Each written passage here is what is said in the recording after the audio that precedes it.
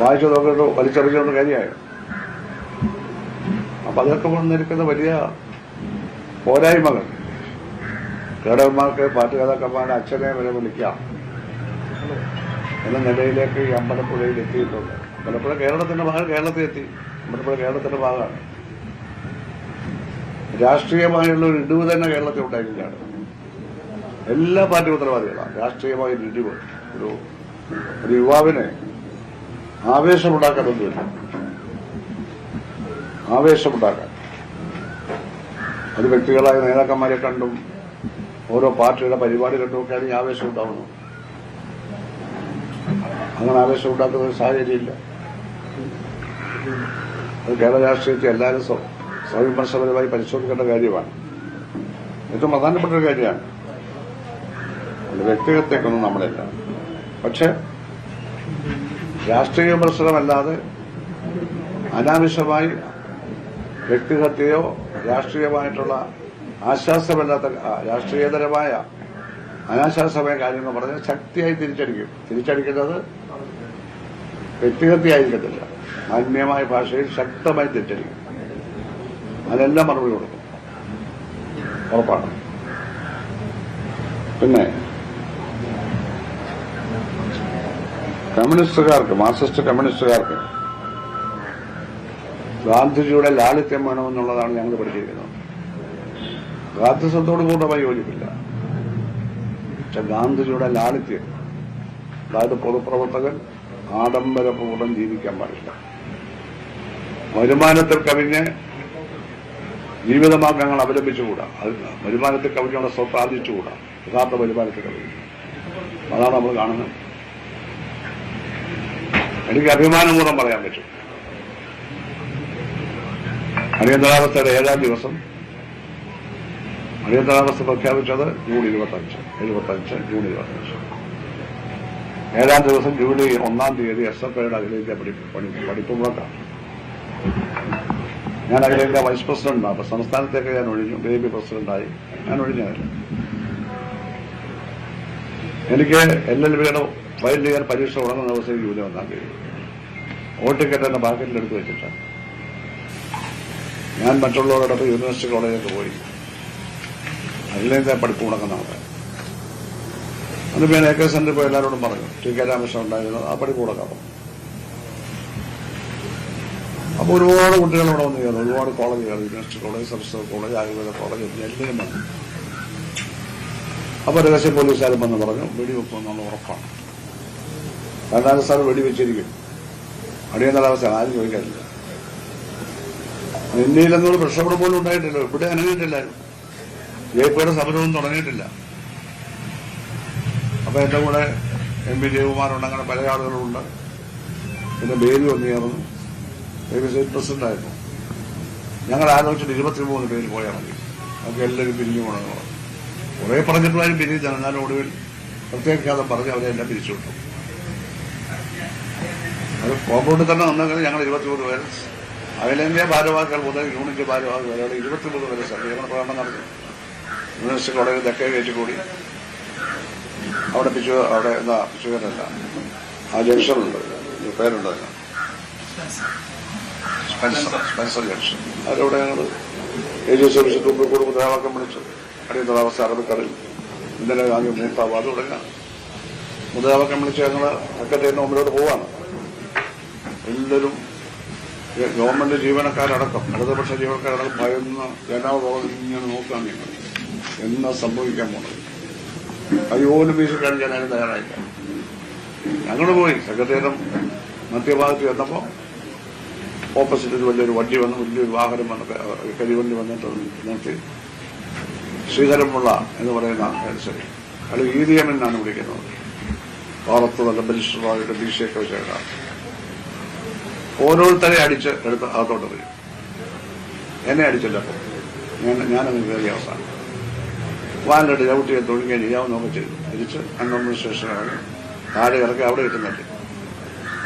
കുറെ നേരം വെയിലത്ത് ഗ്രൗണ്ടിലിട്ട് പിന്നെ ഞങ്ങളെ ലോക്കപ്പിലോട്ട് കൊണ്ടുപോകാൻ അവരൊരു ഡെസ്ക് വെച്ച് ഒരു വഴി ഉണ്ടാക്കി. അതിൽ കൂടി എല്ലാവരെയും കൊണ്ടുപോയി 23 ഓരോരുത്തരെയും 8 പോലീസുകാർ അപ്പുറം വന്ന് 8 അടി വീതം എല്ലാം അടിച്ചു. അവിടെ എന്നെ ഒന്നും ചെയ്തില്ല. അത് കഴിഞ്ഞ് ആ ഡസ്റ്റ്ബിന്റെ ആ വഴി കഴിഞ്ഞ് അപ്പുറത്തോട്ട് ചെല്ലിയ ഒറ്റ ചവിട്ടാണ്. ഒരു അടിയിൽ ഒഴി എല്ലാം കിട്ടി. കണ്ണാടി അങ്ങ് പോയി. അന്ന് വാച്ച് പോയി. പിന്നെ ഞാൻ വാച്ച് കെട്ടിയിട്ടില്ല. ഇന്ത്യൻ വാച്ച് ഉണ്ടായിരുന്നു. പിന്നെ ഞാൻ കെട്ടിയിട്ടില്ല. എന്നിട്ട് ഞങ്ങളുടെ ലോക്കപ്പിൽ രാത്രി 11 മണിക്കായിട്ട് വെള്ളം തരുന്നു. പിന്നെ രാത്രി 12 മണി എല്ലാം കഴിഞ്ഞപ്പോഴത്തേക്ക് പ്രശ്നമായി. മക്കളുടെ രാധാകൃഷ്ണൻ അവരെല്ലാം ഒന്ന് പ്രശ്നമായി. മജിസ്ട്രേറ്റ് റൂമിൽ കൊണ്ടുപോയി റിമാൻഡ് ചെയ്തു. രാജ്യദ്രോഹപ്പെട്ടത് DIR ഡിഫൻസ് അഭിജ്ഞാതമുണ്ട്. ഞങ്ങൾ സബ് ജയിലിലേക്ക് റിമാൻഡ് ചെയ്തു. അവിടെ 10-14 ദിവസം കഴിഞ്ഞു. അവിടെ EMS ഒക്കെ ഞങ്ങൾ കാണാൻ വന്നു. അത് കഴിഞ്ഞ് ഒരാഴ്ച കഴിഞ്ഞപ്പോൾ അവരെ അറസ്റ്റ് ചെയ്തു. വേറെ സമരത്തിൽ. പിന്നെ അവരെ വിട്ടു. ഞങ്ങളെ വിട്ടില്ല. കോടതി കൊണ്ടുപോയി ഞങ്ങളെ ശിക്ഷിച്ചിട്ട് അതിനെ സെൻട്രൽ ജയിലിലേക്ക് അയച്ചു. 4-5 മാസം കടന്നപ്പോഴേക്ക് എന്റെ ഓൾ ടിക്കറ്റ് AKG വഴി ഹൈക്കോടതി കൊടുത്തു. പിടിച്ചവനോട് വാദിച്ചു. അപ്പൊ ഇതുവരെ കടന്ന 4 മാസം മതി. ഞങ്ങളെല്ലാം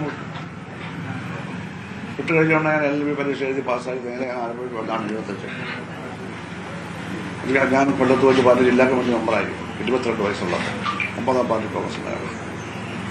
ഞാനിവിടെ നിന്ന് പാർട്ടി പ്രവർത്തിക്കുക. അതെല്ലാം നിങ്ങളോട് പറയേണ്ട കാര്യമില്ല. അങ്ങനെയുള്ള പ്രവർത്തനമാണ് നടത്തിയിട്ടുള്ളത്. അല്ലാതെ റോസാപ്പൂ വിരിച്ച പാതയിൽ കൂടി നടന്നൊന്നുമല്ല. വളരെ വിദ്യാർത്ഥിയായിരിക്കുമ്പോൾ തന്നെ നമ്മൾ ഈ പ്രവർത്തനം തുടങ്ങിയതാണ്. ഒരുപാട് മർദ്ദനങ്ങളും ഗുണ്ടായിസും ഒക്കെ നമ്മൾ ഏറ്റുവാങ്ങിയിട്ടുണ്ട്. അതുകൊണ്ട് അന്നുകൂടി എന്നിട്ട് ലളിത ജീവിതം ഞാൻ ഉപേക്ഷിച്ചിട്ടില്ല. എന്റെ അപേക്ഷ ഇത് തന്നെയാണ്. മന്ത്രിയായാലും അല്ലെങ്കിൽ എന്റെ അപേക്ഷ ഇത് തന്നെയാണ്. യാതൊരു ഭൂഷണവും നമ്മൾ ചാർത്തിയിട്ടില്ല. കമ്മ്യൂണിസ്റ്റ് പ്രത്യയശാസ്ത്രത്തോട് 100% നീതി പുലർത്തിയിട്ടുണ്ട്. ആ പ്രത്യയശാസ്ത്രത്തോട് ഇനിയും നീതി പുലർത്തും. അഴിമതിക്കെതിരെ പോരാടിയതുകൊണ്ട് ഞാൻ അഴിമതിക്കെതിരെ പോരാടുന്നതാണ്. മാധ്യമങ്ങളെല്ലാവരും അതിൽ ഒരു വിട്ടുവീഴ്ച എല്ലാവരും ചെയ്തിട്ടുണ്ട്. അത് ജയിച്ച അസംബ്ലി പോയാൽ ഇനിയും നടത്തും. അഴിമതിക്കെതിരെ സാമൂഹ്യ ജീവിതത്തിൽ നടത്തും. നിയമസഭയിൽ നടത്തും. അങ്ങനെ